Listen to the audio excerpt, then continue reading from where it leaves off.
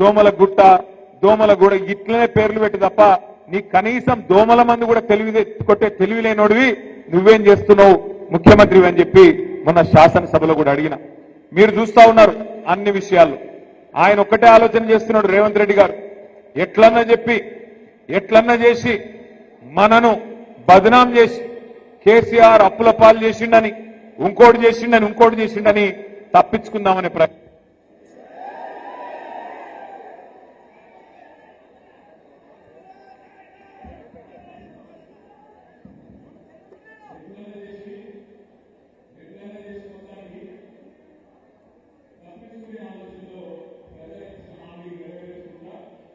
ఆలోచనలు ఉన్నారు కానీ వదిలిపెట్టే సమస్య లేదు. వాళ్ళు ఇచ్చిన 420 హామీలు అమలయ్యేదాకా, వాళ్ళ 420 పార్టీని గద్దె దించేదాకా వదిలిపెట్టకుండా కొట్లాడదామనే మాట గట్టిగా మీ అందరికీ నేను మళ్ళొక్కసారి విజ్ఞప్తి చేస్తా ఉన్నా. ఇంకొక పార్టీని కూడా మనం కంట కనిపెట్టుకొని ఉండాలి. ఇవాళ భారతీయ జనతా పార్టీ వాళ్ళు కేంద్రంలో అధికారంలో ఉన్నారు. ఇప్పుడు నేను రాంగా చూసుకుంటూ వచ్చిన ఈ ఉప్పల్ ఫ్లైఓవర్ అది భూమి పుట్టినప్పుడు పుట్టింది, ఇంకా కడతనే ఉన్నారు. మనం హైదరాబాద్ లో 42 ఫ్లైఓవర్లు కట్టినాం, ఒక 4-5 ఏళ్లలో కట్టేసినాం. వీళ్ళు అది కేంద్ర ప్రభుత్వ ప్రాజెక్ట్, అది మేము కడతాం రాయ్యా అంటే కాదు మేమే కడతామని తీసుకున్నారు. అది నేషనల్ హైవే జాతీయ రహదారి మేమైతేనే కడతాం, మేమే సిపాయిలమని తీసుకున్నారు. ఏమైంది మరి ఈరోజు? 8 ఏళ్ళు ఏమో అయ్యింది, ఇంతవరకు అతి లేదు గతి లేదు. ఉప్పల్ నుంచి నారాపల్లి వరకు కింద రోడ్లు నరకం, పైన ఫ్లైఓవర్ అది పూర్తి అయితేనే లేదు. ఈ రకంగా భారతీయ జనతా పార్టీ కూడా ప్రజల సమస్యలు కానీ తెలంగాణ కోసం కానీ చేసిందేమీ లేదు. ఇంకా మీదికెళ్ళి ఒక కొత్త కుట్ర కూడా తెరలేపుతున్నట్టుగా కనబడతా ఉన్నది. కొత్తగా మరొక కుట్ర కూడా చేస్తున్నది భారతీయ జనతా పార్టీ. మీరు చూసింటారు ఇవాళ పేపర్లలో సీట్లు పెరుగుతున్నాయి, అసెంబ్లీ సీట్లు, పార్లమెంట్ సీట్లు అని ఇవాళ పేపర్లో మీరు చూసే ఉంటారు. కానీ అందులో కూడా ఏదో కుట్ర జరుగుతున్నట్టుగానే కనబడతా ఉన్నది. ఎందుకంటే బయటికి ప్రధానమంత్రి మాట్లాడినప్పుడు, నిన్నగాక మొన్న కేంద్ర మంత్రి కిషన్ రెడ్డి మాట్లాడినప్పుడు 50% సీట్లు పెంచుతున్నామని చెప్పింది. అంటే 110 ఉంటే 179 అవుతుంది, 60 సీట్లు పెరుగుతాయని చెప్పింది. 17 సీట్లున్నాయి పార్లమెంట్ లో, 26 అవుతాయని చెప్పిండ్రు. కానీ బిల్లు పెట్టిండ్రు, రేపటి నుంచి పార్లమెంట్ పెట్టిండ్రు. బిల్లులో మాత్రం 50% ముచ్చట లేనే లేదు. అంటే చెప్పేదొకటి చేసేదొకటి. మీరు ఒక్క మాట యాది పెట్టుకోండి, భారతీయ జనతా పార్టీ ఎన్నటికి కూడా తెలంగాణకు మిత్రుడు కాదు.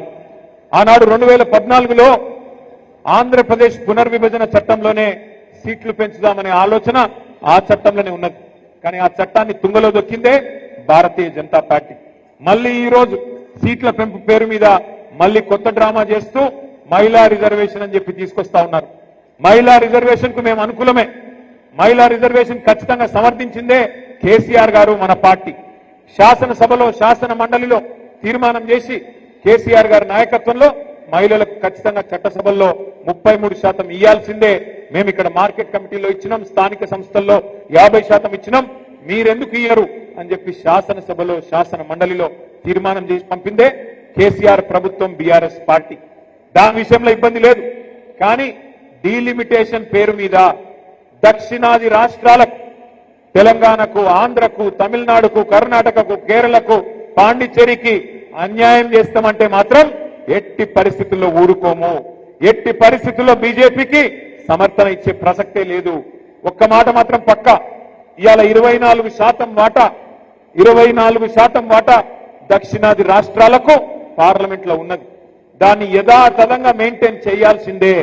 లేకపోతే మాత్రం ఎట్టి పరిస్థితుల్లో తిరుగుబాటుకు, పెద్ద ఉద్యమానికి కూడా బీఆర్ఎస్ఏ నాయకత్వం వహిస్తుంది. అవసరమైతే కేసీఆర్ గారే ముందుండి నడిపిస్తారనే మాట కూడా నేను భారతీయ జనతా పార్టీకి, కేంద్ర ప్రభుత్వాన్ని కూడా చెప్తా ఉన్నా. ఇంకొక మాట కూడా గుర్తుపెట్టుకోవాలి మనందరం కూడా. ఇవాళ సందిట్లో సడేమియా లెక్క కాంగ్రెస్ బలహీనమైంది కాబట్టి మాకేమన్నా ఛాన్స్ దొరుకుతుందేమో అని చెప్పి మీ మేడ్చల్లో కూడా మొన్న బీజేపీ వాళ్ళు ప్రయత్నం చేసింది. కానీ మల్లారెడ్డి గారి నాయకత్వంలో 3 మున్సిపాలిటీలుంటే బ్రహ్మాండమైన విజయం సాధించినందుకు గట్టిగా చప్పట్లతో మేడ్చల్ కార్యకర్తలకు, మల్లారెడ్డి గారికి ప్రత్యేకంగా అభినందనలు కూడా నేను తెలియజేస్తా ఉన్నా.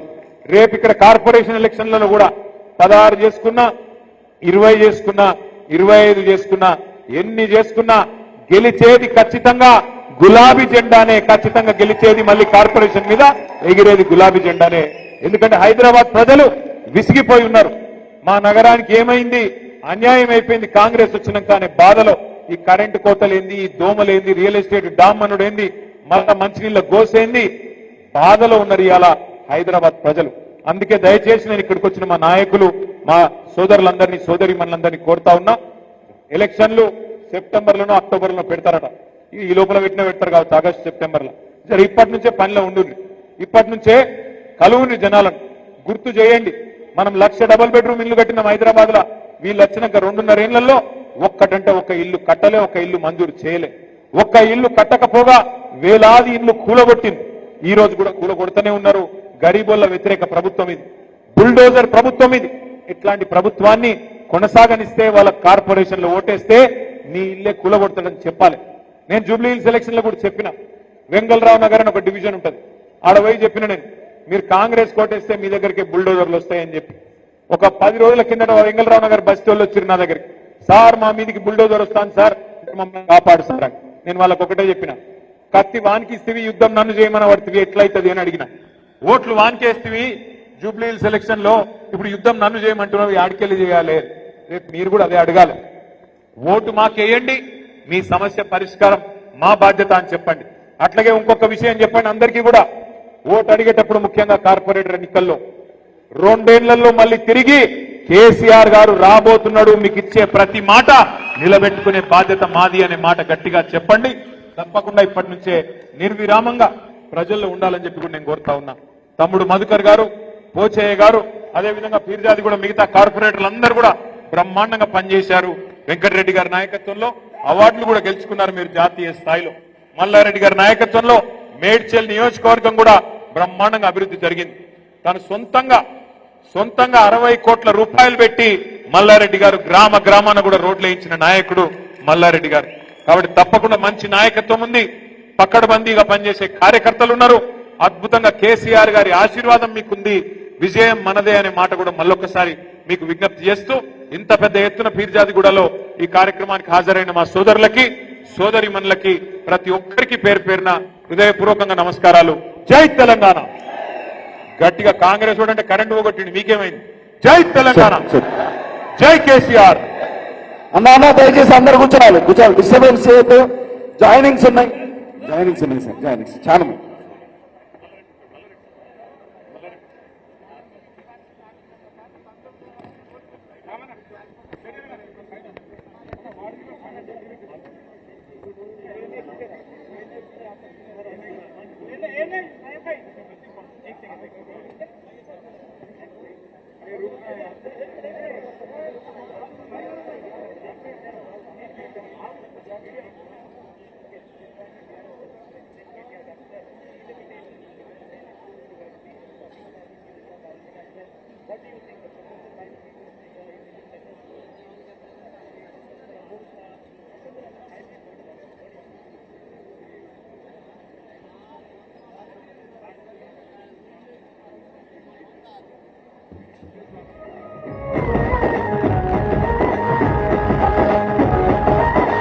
సౌండ్ బంద్, నో సౌండ్.